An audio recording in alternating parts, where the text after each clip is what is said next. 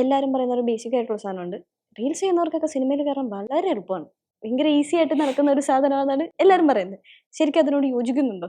ശരിക്കും ഈ റീൽസ് ചെയ്ത് എസ്റ്റാബ്ലിഷ് ആകുന്നവരുടെ ഒരു ബാക്ക് സ്റ്റോറി ഉണ്ട്. അത് ഇപ്പം റീസെൻ്റ്ലി പറയുകയാണെങ്കിൽ ഹാഷർ ടീമിൻ്റെയൊക്കെ വാഴ 2 ഇപ്പോൾ റിലീസായി. അപ്പോൾ ഇവന്മാർ ഇവിടെ എത്തിപ്പെട്ട ഈ എസ്റ്റാബ്ലിഷ് ആവുന്നതിന് മുമ്പ് ഇവന്മാർക്ക് ലൈഫ് ഉണ്ടായിരുന്നു.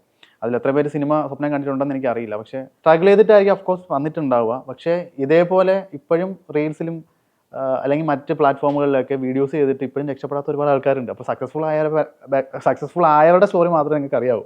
ഇപ്പോൾ എന്നെ സംബന്ധിച്ച് ഞാൻ പറയുകയാണെങ്കിൽ ഞാനിപ്പോൾ കുറേ വർഷമായിട്ട് വീഡിയോസ് ചെയ്യുന്ന ഒരാളാണ്. പക്ഷേ എനിക്ക് നല്ലൊരു ക്യാരക്ടർ ഇതുവരെ കിട്ടിയിട്ടില്ല. പറയുമ്പോൾ 5 സിനിമകൾ ചെയ്തിട്ടുണ്ടെങ്കിലും ശ്രദ്ധിക്കപ്പെടാവുന്നത് അല്ലെങ്കിൽ എനിക്ക് കോൺഫിഡൻ്റ് ആയിട്ട് ഞാനൊരു വേഷം ചെയ്തു എന്ന് പറയാനായിട്ടൊരു സിനിമ ഞാൻ ഇതുവരെ ചെയ്തിട്ടില്ല. ലോകം കാണുന്നതെന്നും സക്സസ്ഫുൾ ആയിട്ടുള്ള ആൾക്കാരെയാണ്. അൺസക്സസ്ഫുൾ ആയിട്ടുള്ള ആൾക്കാരെ ആരെ സ്റ്റോറിയും ആരും അങ്ങനെ പൊട്ടി പറയാറില്ല. ചേട്ടൻ്റെ ഒരു ഷോർട്ട് ഫിലിം ഉണ്ട്, ദി ആൽഫ എന്ന് പറഞ്ഞിട്ട്.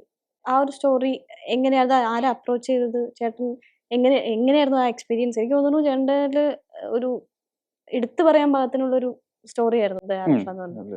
അതിനെപ്പറ്റി എന്താണ് ചേട്ടൻ പറയാനുള്ളത്? അതിൻ്റെ വീഡിയോസ് കണ്ടിട്ടാണ്, അപ്പു എന്നാണ് എൻ്റെ ഡയറക്ടറിൻ്റെ പേര്. അപ്പോൾ എന്നെ വീഡിയോസ് കണ്ടിട്ട് ഇങ്ങനെ വിളിച്ചു, ചേട്ടാ ഇങ്ങനെ ഒരു റോളുണ്ട്, ഒരു ഓഡീഷൻ തരാൻ പറ്റുമെന്ന് ചോദിച്ചു. ഞാൻ പോയി ഓഡീഷൻ കൊടുത്തു. അപ്പോൾ അവന് വർക്കായി. അങ്ങനെയാണ് അതിൽ ജോയിൻ ചെയ്തത്. അപ്പോൾ നല്ലൊരു ഞാൻ പിന്നെ കുറേ വീഡിയോസ് ചെയ്തതിനു ശേഷം ഞാൻ വിചാരിച്ചു ഇനി ഈ ഷോർട്ട് ഫിലിംസ് വരികയാണെങ്കിൽ സബ് ക്യാരക്ടേഴ്സ് ചെയ്യേണ്ട, നല്ല ലീഡിങ് ക്യാരക്ടേഴ്സ് മാത്രമാണെങ്കിൽ ഷോർട്ട് ഫിലിം ചെയ്യാം, അല്ലെങ്കിൽ സ്വന്തം വർക്ക് എന്നുള്ള രീതിക്കായിരുന്നു.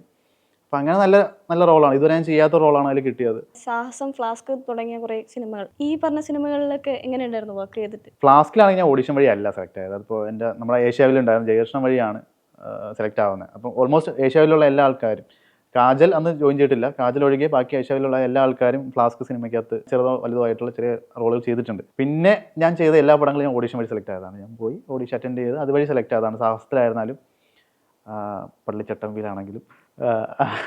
പുതിയ അറിവാണ്. പള്ളിച്ചട്ടമ്പിയിൽ ചെറിയ റോളുണ്ട്, പടം ഇറങ്ങുമ്പോൾ പടത്തിലുണ്ടാവും എന്ന് എനിക്കറിയില്ല, അത് ഭാഗ്യം പോലെ ഇരിക്കും. എന്നാലും പള്ളിച്ചട്ടമ്പിൽ ഓഡിഷൻ വഴി ഞാൻ സെലക്ട് ആയിട്ടുണ്ടായിരുന്നു. ചെറിയൊരു വേഷം ചെയ്തിട്ടുണ്ടായിരുന്നു, മൈസൂർ വെച്ചായിരുന്നു അതിൻ്റെ ഷൂട്ടൊക്കെ. ഇത് കൂടാതെ ഞാൻ പ്രീ ഡിഗ്രി ചെറിയ ഡിഗ്രി അല്ല എന്ന് പറഞ്ഞിട്ട് റാഫി, നമ്മുടെ തങ്കമണിയുടെ പ്രൊഡക്ഷൻ ടീമിൻ്റെ ഒരു പടം ഉണ്ടായിരുന്നു. അതിലും ചെറിയൊരു വേഷം ചെയ്തിട്ടുണ്ടായിരുന്നു. അതിൽ പക്ഷേ അത്യാവശ്യം ഡയലോഗുള്ളൊരു വേഷമായിരുന്നു.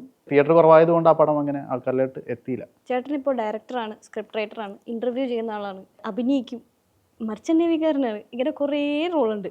ഇതിനകത്ത് ഈ ചേട്ടന് പേഴ്സണൽ ഫേവറേറ്റ് ആയിട്ടുള്ള ഏത് റോളാണ്? അഭിനയമാണ് എനിക്ക് ഏറ്റവും എൻജോയ് ചെയ്ത് ചെയ്യാൻ പറ്റുന്നത്. പക്ഷേ അതിലുപരി എനിക്ക് കുറച്ച് ഇഷ്ടം കൂടുതൽ ഡയറക്ഷനാണ്.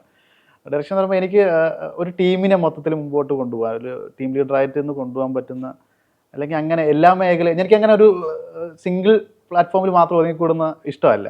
ഒരു സിനിമ ഡയറക്ടർ അല്ലെങ്കിൽ ഒരു ഷോർട്ട് ഫിലിം ഡയറക്റ്റ് ചെയ്യുമ്പോൾ നമുക്ക് എല്ലാ മേഖലയിലും കുറച്ച് പരിജ്ഞാനം വേണം. അതുമല്ല ആ മേഖലയിലെല്ലാം വർക്ക് ചെയ്യുന്നവരെ കോർഡിനേറ്റ് ചെയ്തുകൊണ്ട് പോകാമെന്ന് പറഞ്ഞത് അത്ര എളുപ്പമുള്ള പരിപാടിയാണ്. പക്ഷേ എനിക്കങ്ങനെ എളുപ്പമല്ലാത്ത പരിപാടികൾ ചെയ്യുന്നത് ഭയങ്കര ഇഷ്ടമാണ്.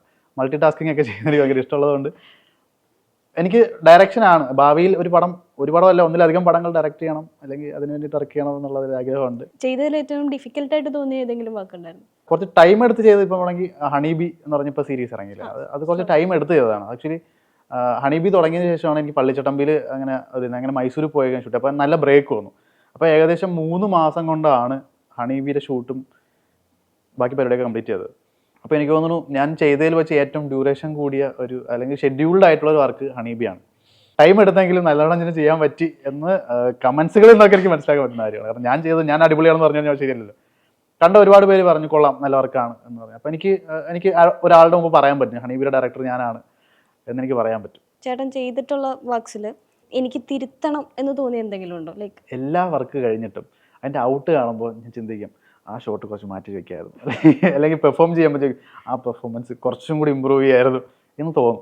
അങ്ങനെ തോന്നണം ശരിക്കും. അല്ലാണ്ട് നമ്മളിപ്പോൾ ചെയ്ത വർക്ക് ഓക്കെ ആണ്, അതിന് മേളിലോട്ട് ഇനി ഒന്നുമില്ല എന്നും പറഞ്ഞൊക്കെ ഇരുന്ന് കഴിഞ്ഞാൽ അത് ശരിയല്ല. ഇമ്പ്രൂവ് ചെയ്യണം. നമുക്ക് ഇപ്പം ആക്ടിങ്ങിൻ്റെ വൈസിനായിരുന്നാലും ഡയറക്ഷൻ വൈസായാലും സ്ക്രിപ്റ്റ് റൈറ്റിംഗ് ആയിരുന്നാലും നമ്മുടെ സ്കില്ലുകൾ നമ്മൾ ഡെവലപ്പ് ചെയ്തുകൊണ്ടിരിക്കണം. ഈ കത്തിയാണെങ്കിലും ഇടയ്ക്കിടയ്ക്ക് മൂർച്ച കൂട്ടണമെങ്കിൽ തേക്കണമെന്ന് പറയൂലേ, അതുപോലെ തന്നെയാണ്. ഏറ്റവും ഇഷ്ടപ്പെട്ട ഡയറക്ടർ ആരാ? ഏറ്റവും ഇഷ്ടപ്പെട്ട ഡയറക്ടർ ആരെന്ന് ഞാൻ പറഞ്ഞു കഴിഞ്ഞാൽ അത് ബാക്കി ഡയറക്ടേഴ്സിന് ഫീൽ ആവൂലേ? എന്നാലും എനിക്ക് വർക്ക് ചെയ്യാൻ ഭയങ്കര ആഗ്രഹമുള്ള ഒരു ഡയറക്ടർ ഉണ്ടാവില്ലേ? എനിക്ക് ദിലീഷ് പോത്തനോട് വർക്ക് ചെയ്യണമെന്ന് ഭയങ്കര ആഗ്രഹമുണ്ട്. എന്താ? പുള്ളിക്കാരൻ്റെ ഒരു റോ പരിപാടി എനിക്ക് ഭയങ്കര ഇഷ്ടമാണ്. അപ്പോൾ അതുകൊണ്ട് ദിലീഷ് പോത്തൻ സാറിൻ്റെ കൂടെ വർക്ക് ചെയ്യണമെന്ന് എനിക്ക് ആഗ്രഹമുണ്ട്. പിന്നെ പ്രിയദർശൻ സാറിൻ്റെ സിനിമകൾ കുട്ടിക്കാലം മുതലേ കാണുന്നതുകൊണ്ട് പുള്ളിക്കാരൻ്റെ പടത്തിൽ അഭിനയിക്കാൻ പറ്റുക എന്നുള്ള അംഗീകാരമായിട്ട് കാണുന്ന മനുഷ്യനാണ് ഞാൻ. ഫ്യൂച്ചർ പ്ലാൻസ് എന്തൊക്കെയാണെന്നുള്ള? ഫ്യൂച്ചർ പ്ലാൻസ് സിനിമകൾ ചെയ്യണം, ഒരുപാട് സിനിമകൾ ചെയ്യണം, അല്ലെങ്കിൽ ഈ മേഖലയിൽ കുറച്ച് മുൻനിരയിലോട്ട് വരണം എന്നുള്ളത് തന്നെയാണ്. ഇപ്പോൾ കറന്റ്ലി സ്റ്റോറീസ് ബൈ ഒറിജിനൽസിൽ ക്രിയേറ്റീവ് ഹെഡ് എങ്ങനെയുണ്ട് അവിടുത്തെ ഒരു എക്സ്പീരിയൻസ്, അവിടുത്തെ ഒരു മൊത്തത്തിൽ? പുതിയ പ്ലാറ്റ്ഫോമാണ്, അപ്പോൾ അതിൻ്റേതായ ചില പ്രശ്നങ്ങളുണ്ട്. നമ്മൾ വർക്ക് ചെയ്ത് മുമ്പോട്ട് വരുന്നു. പിന്നെ അതിൽ അഭിനയിക്കുന്ന ആൾക്കാരാണ് എല്ലാവരും എക്സ്പീരിയൻസ്ഡ് ആയിട്ടുള്ള ആൾക്കാരാണ്. ടെക്നീഷ്യന്മാരാണെങ്കിലും എക്സ്പീരിയൻസ് ഉള്ള ആൾക്കാരാണ്. അപ്പോൾ അതിൻ്റേതായ ഒരു ഫ്രീഡം ഉണ്ട്. പിന്നെ ക്രിയേറ്റീവ് ആയിട്ടുള്ളൊരു ഫ്രീഡം ഉണ്ട്. അപ്പോൾ അതുകൊണ്ട് തന്നെ ആ വർക്കിൽ എനിക്ക് കുറച്ചും കൂടി ഇൻവോൾവ് ആവാം. കുറച്ച് അഭിപ്രായങ്ങൾ എനിക്ക് ഫ്രീ ആയിട്ട് പറയാൻ പറ്റും. അപ്പോൾ ചേട്ടന് ഇതിന് മുന്നേ വർക്ക് ചെയ്തിട്ടുള്ള സ്പേസ് ഒക്കെ ഏതായിരുന്നു? എൻ്റെ കോളേജ് 2021 ഞാൻ കോളേജ് പഠനം കഴിഞ്ഞിട്ട് പുറത്തോട്ട് വരുന്നത്. അപ്പോഴേ ചെറുപ്പം മുതൽ സിനിമ എന്ന് പറഞ്ഞൊരു സംഭവം മണ്ടേ കിടപ്പുണ്ട്. അപ്പം വീട്ടുകാരോട് ആദ്യം പറഞ്ഞ് എനിക്ക് സിനിമ പഠിക്കാൻ പോകണമെന്ന് പറഞ്ഞപ്പോൾ ഞാൻ പറഞ്ഞില്ല നേരത്തെ, ആരും സപ്പോർട്ട് ചെയ്യാൻ ഉണ്ടായിരുന്നില്ല.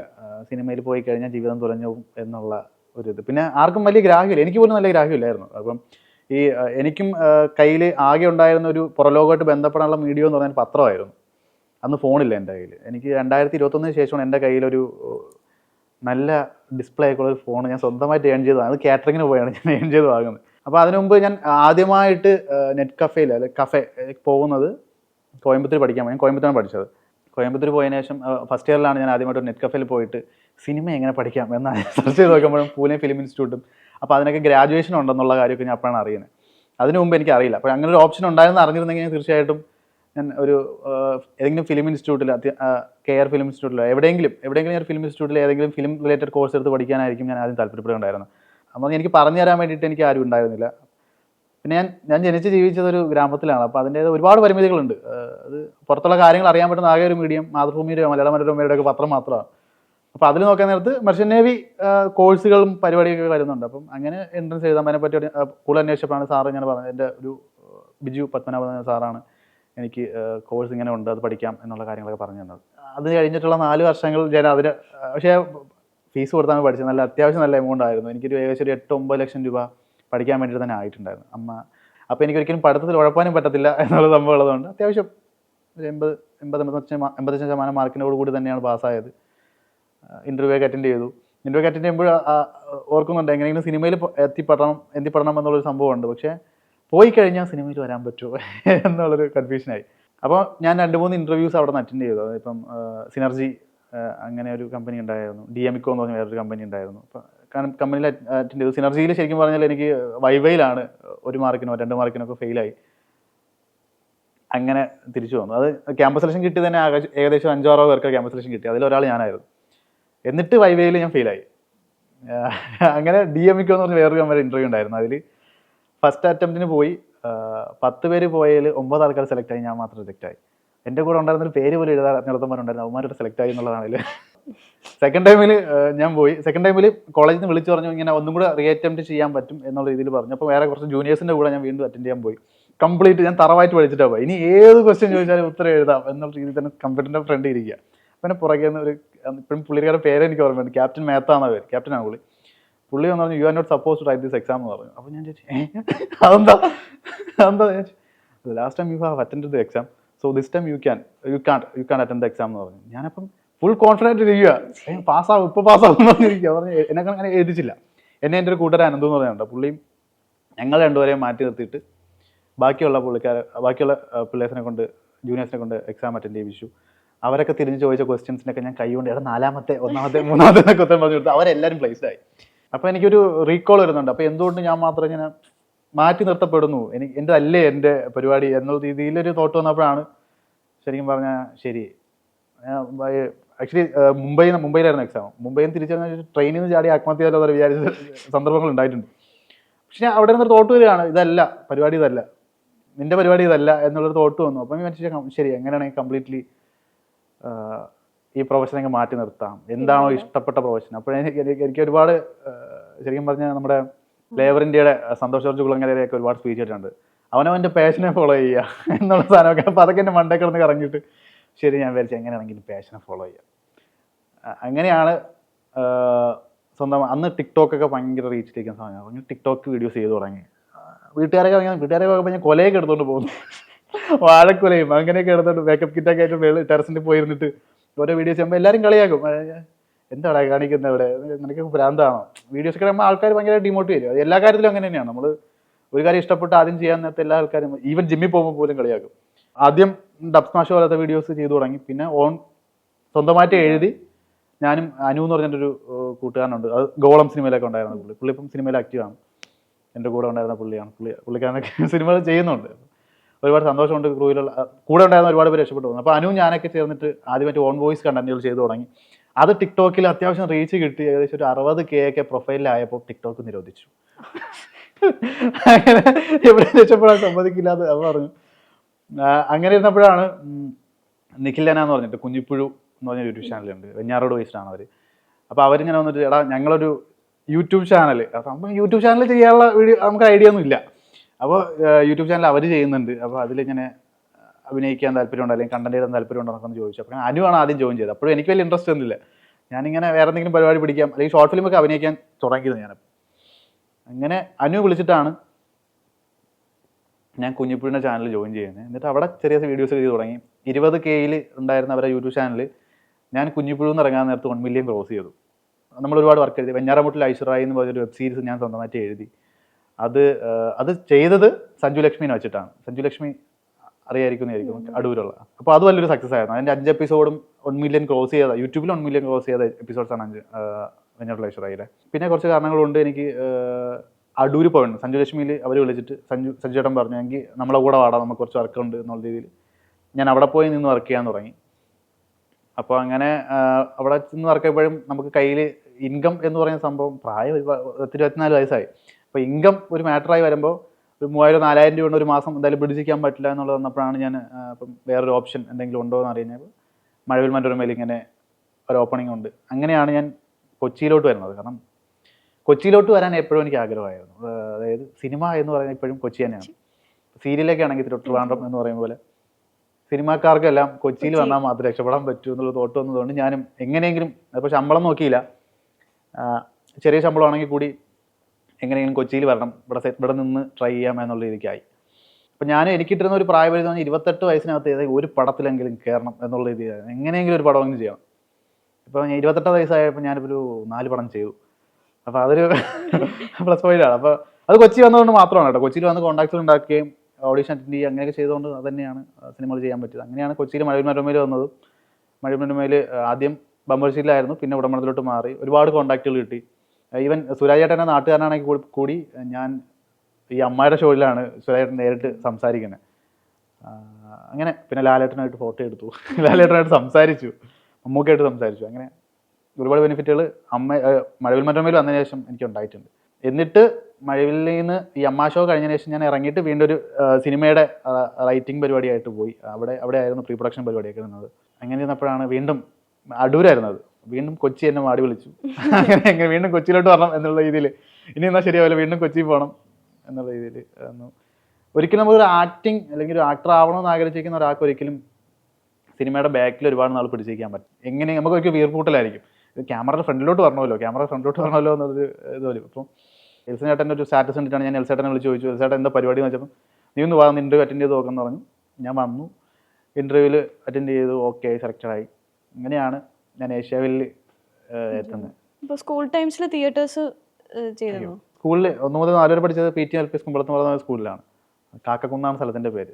കാക്കക്കുന്ന സ്ഥലത്തിൻ്റെ പേര് കേൾക്കുമ്പോൾ മനസ്സിലാകും എത്ര റൂറലാണെന്ന് മനസ്സിലാക്കണം. PT ഉണ്ടല്ലോ, പേരൻസ് ടീച്ചേഴ്സ് അസോസിയേഷൻ. അപ്പം അതിൽ ഡ്രാമയൊക്കെ വരാൻ എൻ്റെ അമ്മ ഡ്രാമ ചെയ്തിട്ടുണ്ട്, അവിടെ ഡ്രാമ ചെയ്തിട്ടുണ്ട്. അപ്പം എൻ്റെ അപ്പൂപ്പൻ ബാലേക്കാരനാണ്. അപ്പം ആ ഒരു ജനറ്റിക്കലി എന്തെങ്കിലുമൊക്കെ ഇൻഫ്ലുവൻസ് ഉണ്ടായിരിക്കാം. പിന്നെ എൻ്റെ അച്ഛൻ നല്ല സിനിമ പ്രാന്തനാണ് കേട്ടോ. അച്ഛൻ പണ്ടേ സിനിമ കാണുന്നു. എന്നെ ഡെലിവറിക്ക് അമ്മയെ ലേബർ റൂമിൽ കയറ്റിയ സമയത്ത് അച്ഛൻ സിനിമ കണ്ടുകൊണ്ടിരിക്കുക. അങ്ങനെ കഥ ഞാൻ ഏഷ്യാവിൽ ചെയ്തിട്ടുണ്ട്. അപ്പോൾ അച്ഛൻ പണ്ട് ഭയങ്കര സിനിമാക്കാരാണ്. അച്ഛൻ സുഹാസിനിയുടെയൊക്കെ വലിയ ഫാനായിരുന്നു. അച്ഛൻ്റെ കയ്യിൽ വലിയൊരു സുഹാസിനി വലിയൊരു പോസ്റ്ററൊക്കെ ഉണ്ടായിരുന്നു. അമ്മ കത്തിച്ചളഞ്ഞു എന്നാണ് എൻ്റെ വിശ്വാസം. 2ാം ക്ലാസ്സിലോ 3ാം ക്ലാസ്സിൽ പഠിക്കുമ്പോൾ ഞാൻ സ്വന്തമായിട്ട് ഡ്രാമ എഴുതി. 3ാം ക്ലാസ്സിൽ ഡ്രാമ എഴുതി എൻ്റെ കൂടെ പഠിച്ചവന്മാരെ കൊണ്ട് എന്നെ ചെയ്യിച്ച്, അതിപ്പോഴും ഓർമ്മയുണ്ട്. കാവ്യക്കുള്ള പ്രേമലേഖനോ അങ്ങനെ എന്തൊരു നാടകം. അത് ജസ്റ്റ് എന്തൊക്കെയോ അപ്പം കാണിച്ച എന്തൊക്കെയാണ് ബ്ലണ്ടർ പരിപാടിയാണ്. പക്ഷെ അത് ഞാൻ എക്സിക്യൂട്ട് ചെയ്ത്, ഞാൻ ഡയറക്ഷൻ ചെയ്ത്, ഞാൻ സ്റ്റേജിൽ പെർഫോം ചെയ്യിച്ചു. പിന്നെ +1 +2 വന്നപ്പോൾ അവിടെയാണ് ഞാൻ പറഞ്ഞത്, ഈ പണ്ട് ഡാൻസ് പഠിച്ചിട്ടുള്ളത് കൊണ്ട് ഓവറോൾ അടിക്കാൻ വേണ്ടി, അതായത് മെൻസിൻ്റെ ഭരതനാട്യത്തിന് പങ്കെടുക്കാൻ ആളുകൾ വളരെ കുറവാണ്, 1-2 പേരേ ഉള്ളൂ എന്നുള്ള രീതിക്ക് ഞാൻ ഒരു മാസം കൊണ്ട് ഭരതനാട്യം പഠിച്ചിട്ട് പോയി പെർഫോം ചെയ്ത് അതിൽ സെക്കൻഡ് മേടിച്ചു. അങ്ങനെ ഉണ്ടായി. അപ്പോൾ അങ്ങനെ പല മേഖലയിൽ കൈകടത്താൻ അന്ന് എനിക്ക് ഭയങ്കര ഇഷ്ടമായിരുന്നു. ചേട്ടനെ റെക്കഗ്നൈസ് ചെയ്ത് തുടങ്ങിയിട്ട് ഇപ്പൊ എവിടെ ഇല്ല, ഇപ്പൊ റെക്കഗ്നൈസ് ചെയ്ത് കഴിയുമ്പോൾ നമുക്കൊരു സന്തോഷം ഉണ്ടാവുമല്ലോ. ഏറ്റവും കൂടുതൽ റെക്കഗ്നൈസ് ചെയ്ത് ഏത് വീഡിയോയുടെ പേരിലായിരിക്കും? നമ്മൾ വിചാരിക്കാത്ത ഒരാൾ, ഇപ്പോൾ നമ്മുടെ നാട്ടിലുള്ള ആരെങ്കിലും ആയിരിക്കാം, അല്ലെങ്കിൽ വേറെ ആരെങ്കിലും ആയിരിക്കാം, വിചാരിക്കാത്ത ഒരാൾ നീ അത് ചെയ്തത് നന്നായിട്ട് നല്ല രസം ഉണ്ടായി കാണാൻ, അങ്ങനെ പറഞ്ഞ എന്തെങ്കിലും ഭയങ്കര കാര്യമായിട്ടുള്ളൊരു മെമ്മറി ഉണ്ട്? കാര്യമായ മെമ്മറി എന്ന് പറയുമ്പോൾ നമുക്ക് ഞാൻ പറഞ്ഞു, ഞാനിപ്പോൾ ആദ്യം മുമ്പ് വീഡിയോ സ്വന്തമായിട്ട് ചെയ്തുകൊണ്ടിരുന്നപ്പോൾ നിനക്കുന്നതിനൊന്നും കഴിവില്ല എന്ന് മുഖത്ത് നോക്കി പറഞ്ഞ ഒരാൾ ഏഷ്യാവിലൊക്കെ അത്യാവശ്യം സ്വന്തം പേരിൽ എസ്റ്റാബ്ലിഷ് ആയി വന്നതിന് ശേഷം എൻ്റെ അടുത്ത് പറഞ്ഞിട്ടുള്ള കൊള്ളാം, ആ പരിപാടി കൊള്ളാം, നന്നായിട്ടുണ്ട് എന്ന് പറഞ്ഞിട്ടുള്ള ഒരു അനുഭവം ഉണ്ടായിട്ടുണ്ട്. അപ്പോൾ അതൊരു അച്ചീവ്മെൻ്റ് ആയിട്ട് എനിക്ക് തോന്നി. കാരണം നിനക്ക് പറ്റില്ല, അല്ലെങ്കിൽ അത് പോരടാ എന്നുള്ള രീതിക്ക് നീ ഭയങ്കര ഓവറാണ് എന്ന് ഇപ്പോഴും ഞാൻ നല്ലതാണെന്ന് പറയുന്നില്ല ഇപ്പോഴും, എന്നാലും നീ അത് നിനക്ക് പറ്റില്ല എന്നുള്ള രീതിക്ക് പറഞ്ഞ ഒരാൾ കൊള്ളാം, നിന്റെ പരിപാടി കൊള്ളാം എന്ന് ഞാൻ തോളി തട്ടി പറഞ്ഞപ്പോൾ അതൊരു അംഗീകാരമായിട്ട് തോന്നിയിട്ടുണ്ട്. ഏതെങ്കിലും വീഡിയോ എടുത്ത് പറഞ്ഞിട്ടുണ്ടോ? ലൈക്ക് ഈ അരികെ എന്ന് പറഞ്ഞൊക്കെ ഒരു വീഡിയോ, അതിപ്പോൾ ഞാനൊരു ഡയറക്ഷൻ ചെയ്ത് ഞാൻ അഭിനയിക്കുകയാണ് ചെയ്തത്. അപ്പോൾ അതിലൊക്കെ പെർഫോമൻസ് നന്നായിട്ടുണ്ടെന്ന് എടുത്ത് പറഞ്ഞിട്ടുണ്ട്. പിന്നെ സിനിമകളിൽ ഇപ്പം ഓണമൂട് നമ്മുടെ സാഹസ സിനിമയിലൊക്കെ കണ്ടപ്പോൾ പറഞ്ഞു എന്നെ വെച്ച് പറയാൻ തുടങ്ങി, അവൻ എൻ്റെ നാട്ടുകാരനാണ്, അവൻ എൻ്റെ ക്ലാസ്മേറ്റ് ആണ് എന്നുള്ള രീതിക്ക് അതുവരെ മൈൻഡ് ചെയ്യാതിരുന്ന ആൾക്കാർ പറഞ്ഞ് കേട്ടറിയും. അവൻ പറഞ്ഞിട്ടുണ്ട് ഇങ്ങനെ മെസ്സേജ്, ചിലർ പറയും എൻ്റെ ചേച്ചിയുടെ കൂടെ പഠിച്ചില്ല, ചേച്ചി പറഞ്ഞിട്ടുണ്ട്, അങ്ങനെയൊക്കെ പറയുമ്പോൾ കേൾക്കുമ്പോൾ ഒരു സന്തോഷം. നമ്മളെ ഇപ്പോഴും ചിലരൊക്കെ ഓർക്കുന്നുണ്ടല്ലോ എന്നുള്ള രീതിയിൽ. ചേട്ടനിപ്പോൾ ഭയങ്കര ഡ്രീം ആയിട്ട് കൊണ്ടു നടക്കുന്ന കുറേ കാര്യങ്ങളാണല്ലോ. ഒന്നാണ് സിനിമ. ചേട്ടനെ ഇൻഫ്ലുവൻസ് ചെയ്തേക്കുന്ന സിനിമാസ് ഏതൊക്കെയായിരുന്നു? അപ്പോകാലിപ്റ്റോ, മെൽ ഗിബ്സൺ ഡയറക്ഷൻ ചെയ്ത പടമാണ്. എല്ലാവരും കണ്ടിട്ടുണ്ടാവും എന്ന് എനിക്കറിയില്ല, പക്ഷെ കാണാത്തവരുണ്ടെങ്കിൽ തീർച്ചയായും കണ്ടിരിക്കേണ്ട ഒരു പടം തന്നെയാണ്. അതൊരു 2002 റിലീസായത്. ആ പടം ശരിക്കും എങ്ങനെ ഉണ്ടാക്കി എന്നുള്ളത് എനിക്ക് ഇപ്പോഴൊരു വണ്ടറാണ് പടം. അത് ശരിക്കും പറഞ്ഞാൽ അതിൽ യൂസ് ചെയ്യുന്ന ലാംഗ്വേജ് പോലും മായൻ എന്ന് പറഞ്ഞ ലാംഗ്വേജാണ് യൂസ് ചെയ്തേക്കുന്നത്. അത് അവർ തന്നെ ഒരു ലാംഗ്വേജ് ക്രിയേറ്റ് ചെയ്ത് അത് ആർട്ടിസ്റ്റുകളെ പഠിപ്പിച്ച് അവരെ കൊണ്ട് പെർഫോം ചെയ്യിച്ചാണ് ആ പടം ചെയ്തിരിക്കുന്നത്. അത് ലൊക്കേഷൻസ് ആണെങ്കിലും അതിൽ യൂസ് ചെയ്തേക്കുന്ന ഷൂട്ടിംഗ് മെത്തേഡ്സ് ആണെങ്കിലും ഇപ്പോഴും വണ്ടറാണ്. അതിൻ്റെ BTS ഒക്കെ ഞാൻ ഇപ്പോഴത്തെ കാണാറുണ്ട്. പടം ഈ പടം എങ്ങനെ ഷൂട്ട് ചെയ്തു എന്നുള്ളതല്ലേ. അപ്പോൾ എനിക്ക് ഭയങ്കര ഒരു വണ്ടറായിട്ട് തോന്നിയൊരു പടമാണ് അപ്പോകാലിപ്റ്റോ.